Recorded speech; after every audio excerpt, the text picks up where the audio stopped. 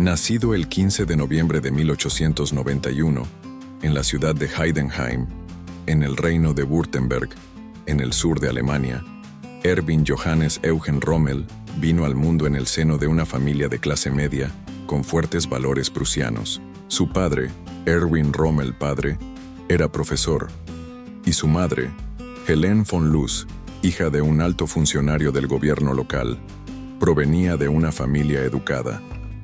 Desde muy joven, Rommel mostró una mente analítica, obsesionada con la técnica y la precisión, cualidades que lo llevaron a inclinarse inicialmente por la ingeniería. Sin embargo, el joven Erwin cambiaría de rumbo tras ingresar al ejército del Imperio Alemán en 1910 como cadete. Fue asignado al Regimiento de Infantería número 125, donde pronto se destacó no por su clase social, ni por conexiones familiares, sino por mérito propio. Rápidamente ascendió a teniente segundo, y su enfoque meticuloso, junto con una mentalidad ofensiva, empezaron a definir su estilo. Cuando estalló la Primera Guerra Mundial en 1914, Rommel fue enviado al frente occidental, pero sería en los Alpes, durante la campaña en Italia, donde su genio táctico empezaría a brillar. En los campos helados del norte de Italia, Rommel demostró ser un líder temerario, dispuesto a combatir en la primera línea junto a sus hombres, desafiando incluso las órdenes superiores si consideraba que la situación lo ameritaba. En el asalto al Monte Matagur en 1917, con tan solo 150 hombres, capturó a más de 9.000 soldados italianos. Esta operación, ejecutada sin apoyo de artillería pesada y usando el terreno a su favor, se convirtió en una lección maestra de maniobra, sorpresa y velocidad. Por su valentía y liderazgo, Rommel recibió la codiciada Pour le Mérite, la más alta condecoración prusiana, un honor reservado para oficiales de élite.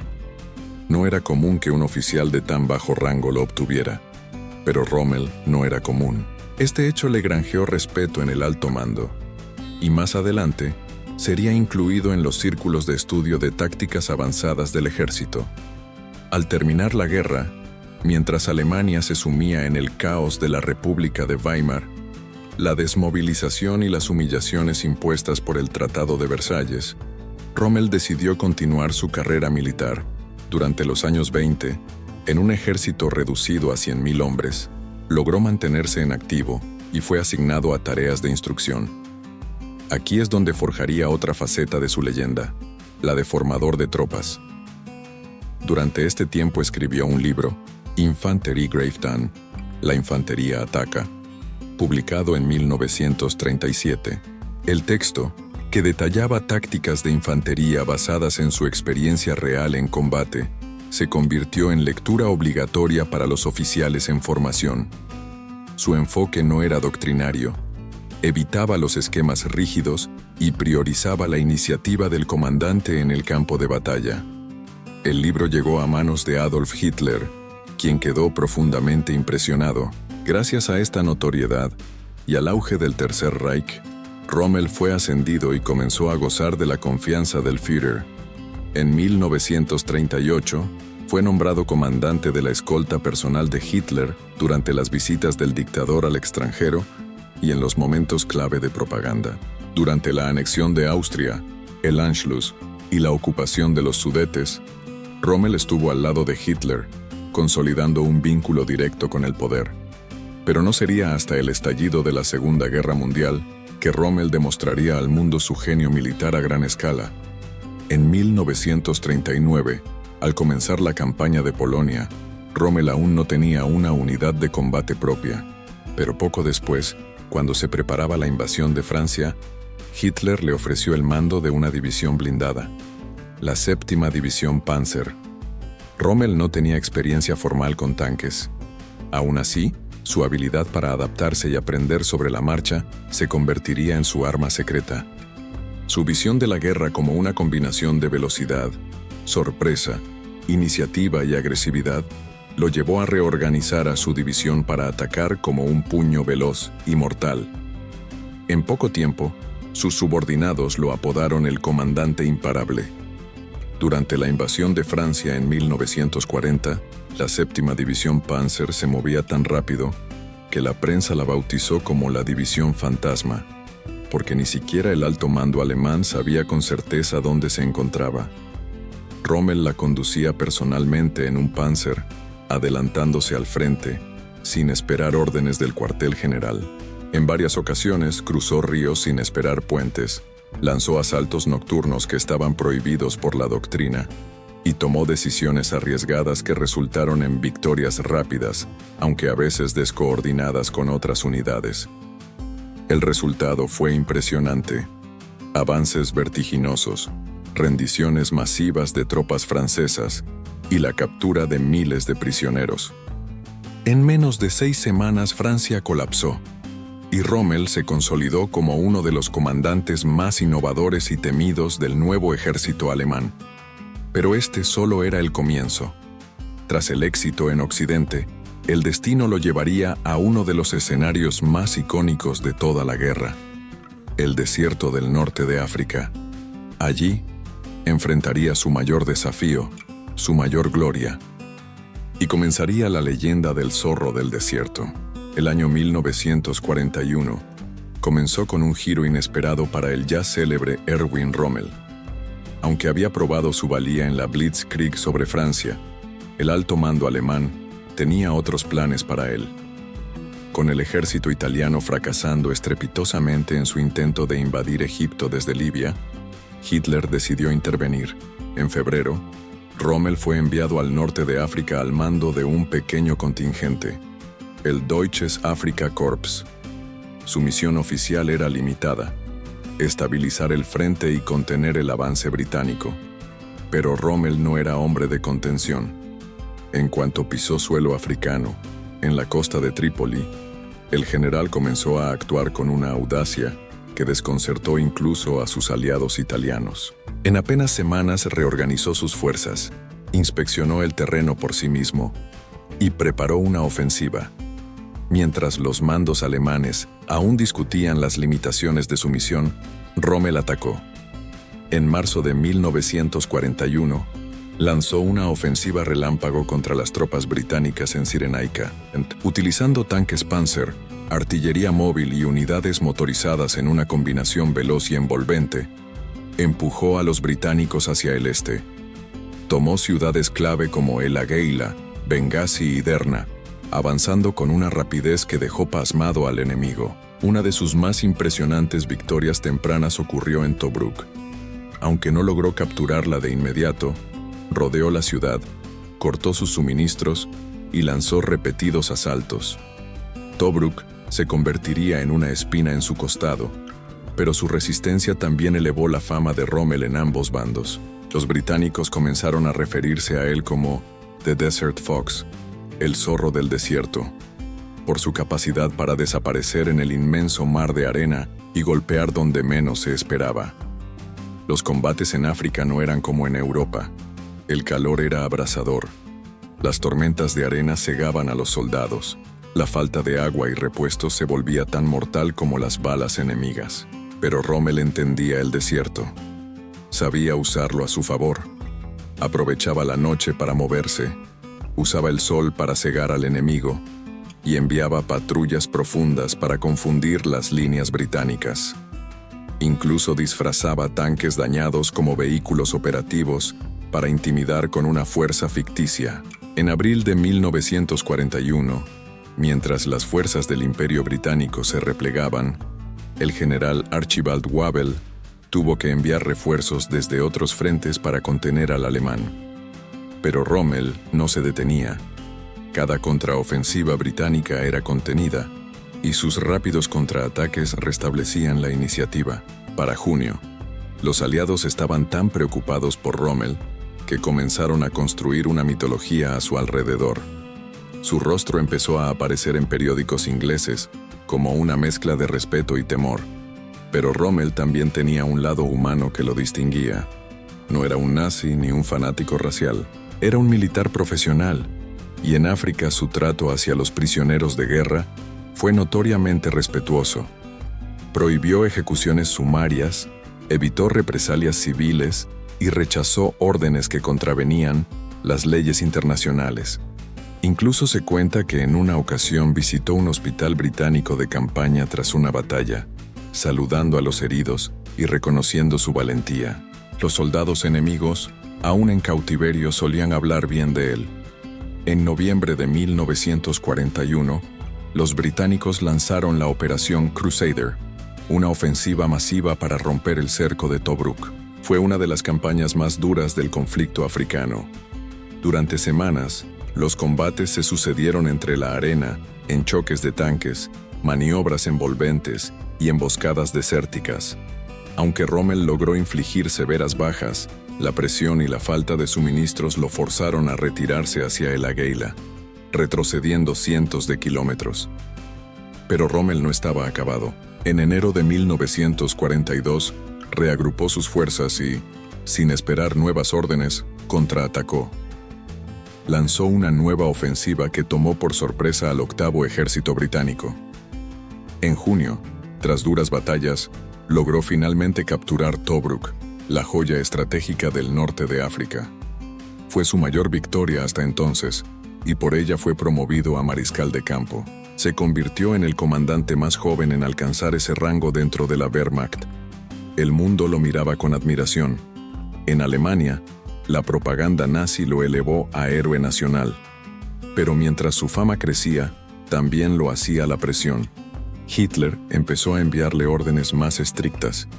Los recursos eran escasos. La logística era desastrosa. El Afrika Korps, aunque victorioso, estaba al límite. Rommel, sin embargo, se mantenía decidido. Su objetivo era avanzar hacia Egipto, tomar el Canal de Suez y abrir una puerta hacia el Medio Oriente. El destino, sin embargo, le pondría un nombre al frente: Bernard Law Montgomery. A finales de 1942, las líneas de Rommel se estiraban cada vez más. En el Alamein, a poco más de 100 kilómetros de Alejandría, se detuvo a reagruparse. Pero allí lo esperaba el nuevo comandante británico, el meticuloso y disciplinado Montgomery, que había reforzado sus posiciones con tropas frescas y abundantes suministros. Rommel, enfermo y extenuado, sabía que la batalla que se avecinaba sería distinta. Lo que estaba en juego ya no era una victoria más, sino el destino entero del norte de África. Aún así, no retrocedió. Se preparó para la batalla más importante de su vida. Era octubre de 1942. En el corazón del desierto egipcio, junto a las áridas llanuras de El Alamein, se gestaba una batalla que cambiaría el curso de la guerra. Frente a frente, dos leyendas del siglo: el mariscal de campo Erwin Rommel y el general Bernard Montgomery. Ambos lideraban ejércitos exhaustos, pero con objetivos opuestos. Rommel buscaba romper las líneas británicas y alcanzar el Canal de Suez. Montgomery, detener de una vez por todas al temido zorro del desierto. La línea de defensa británica se extendía desde el mar Mediterráneo hasta la impenetrable depresión de Katara, bloqueando cualquier posibilidad de flanqueo. Rommel lo sabía. Si no rompía el frente, estaría atrapado. A pesar de sus crecientes problemas de salud, probablemente debidos a hepatitis, estrés extremo y agotamiento, regresó al frente desde su licencia médica en Alemania. Apenas supo que se avecinaba la ofensiva. Montgomery, por su parte, había preparado meticulosamente cada detalle. Contaba con superioridad numérica en hombres, tanques y aviones. Más de 200.000 tropas británicas y de la Commonwealth se disponían a chocar con las fuerzas de Rommel, que apenas superaban los 120.000 hombres, muchos de ellos italianos mal equipados. Los británicos también habían descifrado los códigos alemanes, lo que les daba una ventaja táctica crítica. La segunda batalla de El Alamein comenzó el 23 de octubre. Durante 12 días, el desierto se convirtió en un infierno. Las líneas de minas, conocidas como el Jardín del Diablo, se extendían por kilómetros. El terreno estaba sembrado de trampas, obstáculos antitanques y posiciones defensivas. La artillería retumbaba sin cesar, y los cielos zumbaban con el rugido de los bombarderos aliados. Rommel, fiel a su reputación, organizó una defensa flexible, maniobrando sus escasas reservas con precisión quirúrgica. Dirigía personalmente los contraataques, improvisaba líneas defensivas y motivaba a sus soldados con una energía que desmentía su frágil estado físico. Durante varios días, logró frenar el avance enemigo, infligiendo grandes pérdidas. Pero poco a poco, el peso de la maquinaria británica comenzó a inclinar la balanza. Montgomery no buscaba una victoria rápida, sino una de desgaste. Y funcionó. Rommel, sin reservas, sin combustible, sin municiones, comenzó a ceder terreno. El 3 de noviembre, Hitler le ordenó que resistiera hasta el último hombre. Rommel, sabiendo que obedecer significaría el aniquilamiento total de su ejército, tomó una decisión audaz. Desobedeció al Führer y ordenó la retirada. La retirada fue tan ordenada como heroica. En lugar de desmoronarse, el Afrika Korps se replegó combatiendo, cruzando cientos de kilómetros de desierto hasta alcanzar Túnez. En el camino, fueron hostigados por la aviación aliada y las tropas de persecución. Los soldados marchaban sin descanso, reparaban sus vehículos con piezas improvisadas y racionaban cada gota de agua. Pero aún así, Rommel logró mantener la cohesión. A principios de 1943, la situación en África era insostenible. Los aliados habían desembarcado en Marruecos y Argelia con la Operación Torch, atrapando a las fuerzas del eje entre dos frentes. La Wehrmacht enviaba refuerzos, pero eran insuficientes. Rommel intentó una última ofensiva desesperada en la batalla de Kasserine Pass, donde logró sorprender a las fuerzas estadounidenses, aún inexpertas, causando severas bajas. Fue su última gran victoria táctica. Sin embargo, las reservas se agotaban.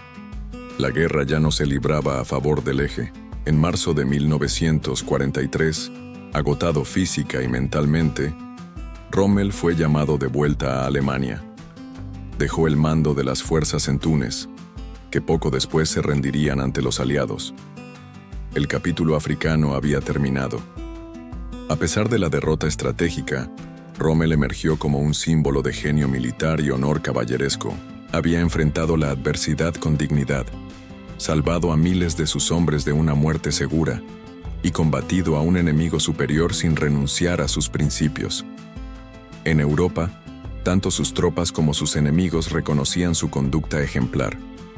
Winston Churchill, en el Parlamento británico, pronunció una frase inmortal: "No debemos olvidar que Rommel es un gran general, un enemigo valiente, un hombre honorable". Pero el regreso de Rommel a Alemania no significaba su retiro.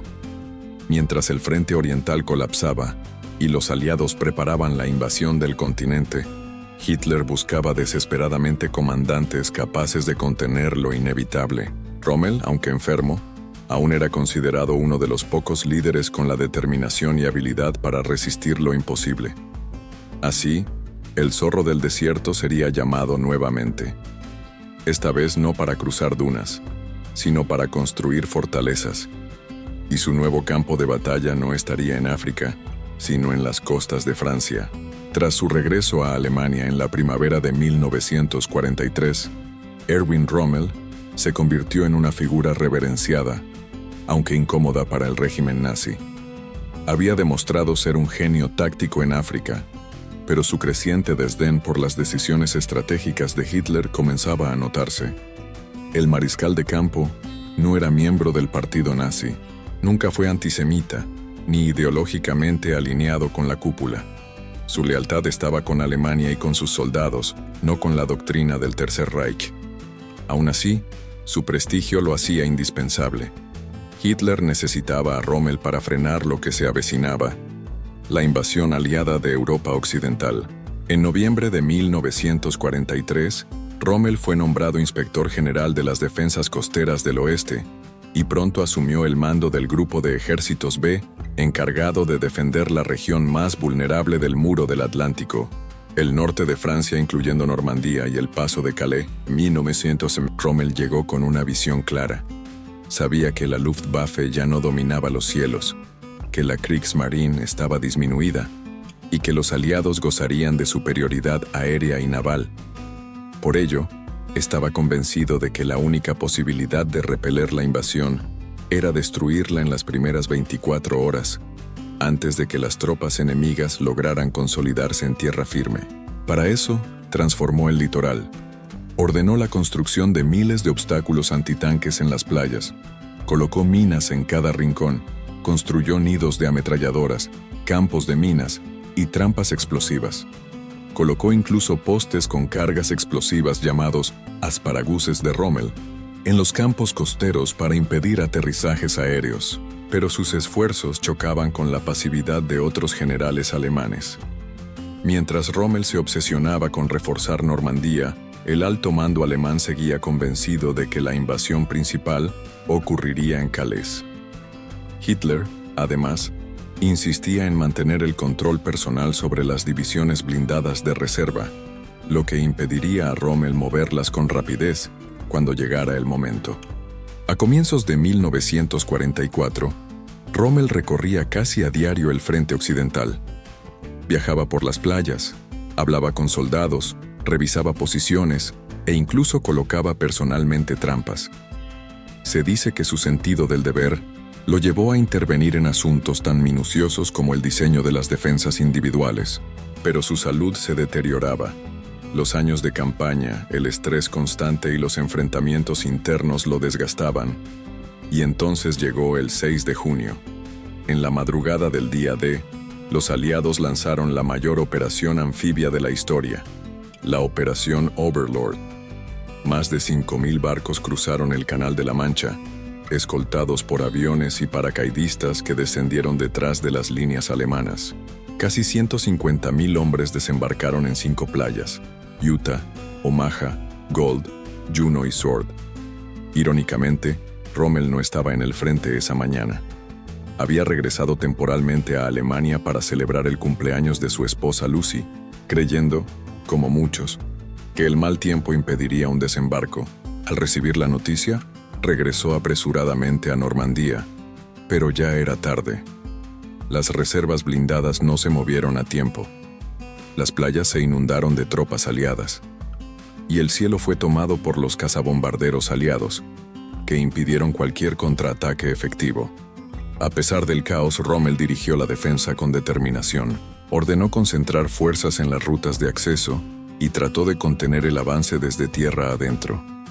Pero cada día que pasaba, los aliados se consolidaban más. El dominio aéreo aliado era total. Los convoyes alemanes eran destruidos antes de llegar a la línea del frente. Los puentes eran bombardeados. Las comunicaciones se cortaban. Y en el corazón del Tercer Reich, el caos comenzaba a gestarse. El 24 de julio, Rommel fue herido gravemente. Su vehículo fue atacado por cazas aliados mientras inspeccionaba las líneas. Un proyectil impactó cerca del auto, arrojándolo violentamente. Rommel sufrió fracturas en el cráneo, múltiples heridas faciales y una conmoción severa. Fue trasladado a su casa en Herrlingen para recuperarse, pero mientras el zorro del desierto yacía convaleciente, otra batalla comenzaba a librarse en secreto. Varios oficiales alemanes de alto rango, horrorizados por el curso de la guerra y por los crímenes del régimen, planeaban asesinar a Hitler.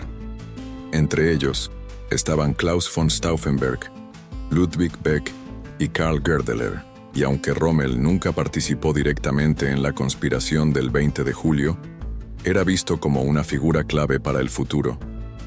Los conspiradores esperaban que, una vez muerto Hitler, Rommel se convirtiera en el nuevo líder militar de Alemania y negociara la paz con Occidente. Rommel sabía de los planes. Sabía que algunos querían eliminar al Führer, y aunque nunca dio su aprobación explícita, tampoco los denunció. Creía que Hitler debía ser removido, pero prefería que fuera por arresto y juicio, no por asesinato. Sin embargo, tras el fallido atentado del 20 de julio de 1944, la Gestapo lanzó una brutal purga. Bajo tortura, varios conspiradores revelaron los contactos con Rommel. Hitler, enfurecido, no quiso arriesgarse a juzgar públicamente a un héroe nacional. Sabía que ejecutarlo abiertamente causaría un escándalo. En cambio, le ofreció una opción cruel: El 14 de octubre, dos generales llegaron a su casa. Le ofrecieron una alternativa: o enfrentaba un juicio por alta traición, donde sería ejecutado y su familia castigada, o se quitaba la vida de forma discreta, a cambio de protección para su esposa e hijo. Rommel eligió el sacrificio. Ese mismo día, en silencio, tomó una cápsula de cianuro. Murió a los 52 años. El gobierno anunció su fallecimiento como consecuencia de heridas de guerra. Fue enterrado con honores de Estado. La verdad no saldría a la luz hasta después del colapso del Tercer Reich. Así terminaba la vida de uno de los comandantes más brillantes, humanos y complejos de la Segunda Guerra Mundial. Pero la historia aún no lo había olvidado. Erwin Rommel murió el 14 de octubre de 1944, en su jardín, en un pequeño pueblo llamado Herrlingen, en el sur de Alemania.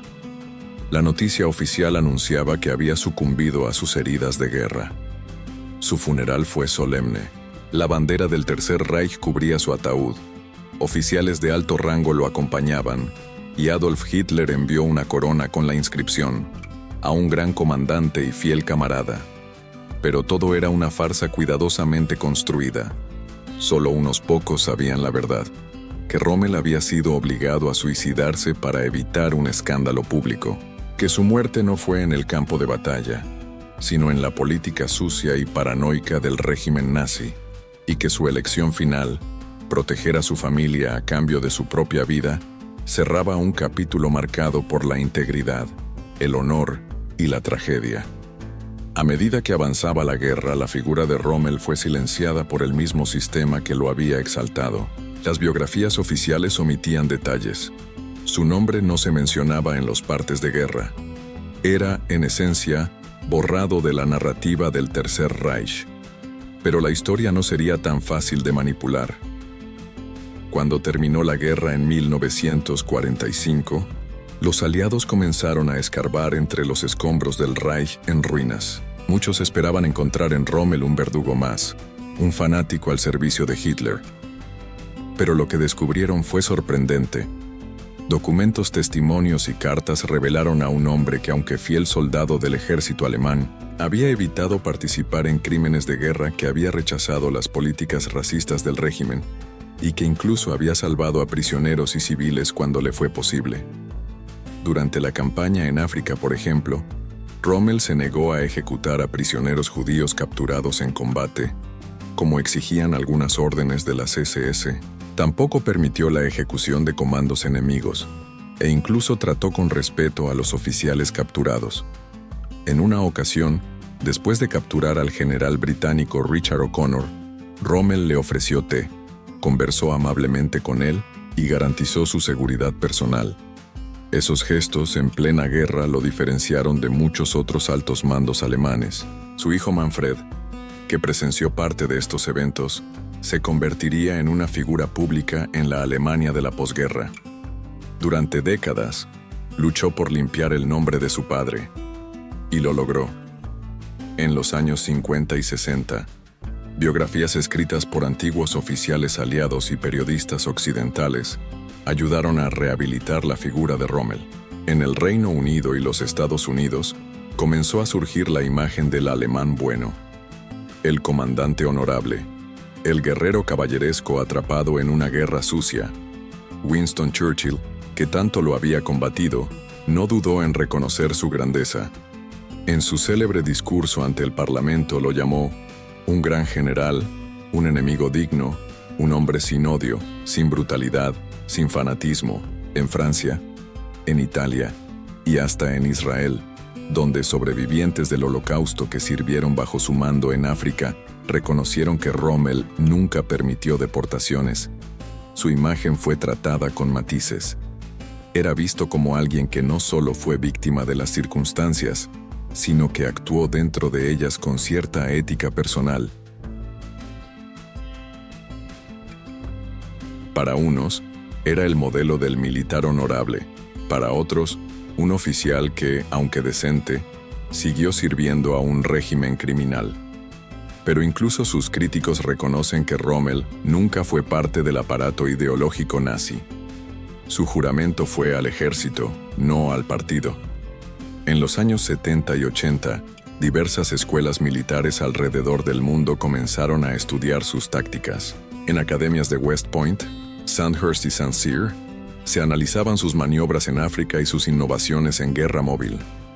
Fue uno de los primeros en emplear el concepto de guerra relámpago, adaptada al desierto, y su habilidad para improvisar bajo presión lo volvió un caso de estudio obligado. Las películas y series también lo convirtieron en leyenda. En 1951, Hollywood lanzó El zorro del desierto, con James Mason interpretando a Rommel. Aunque dramatizada, la cinta contribuyó a cimentar su imagen como el general honorable. Más tarde, en La noche de los generales o El día más largo, Rommel siguió apareciendo como una figura trágica, atrapada entre el deber militar y la locura del nazismo. Y sin embargo, esa leyenda convivía con una verdad más humana. Rommel no fue un santo, ni un rebelde de principio a fin.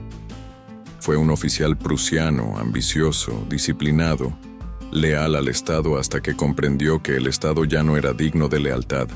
Luchó por Alemania, no por Hitler, y al final murió tratando de salvar lo poco que quedaba de su nación. Hoy, más de 80 años después, Rommel sigue generando debate.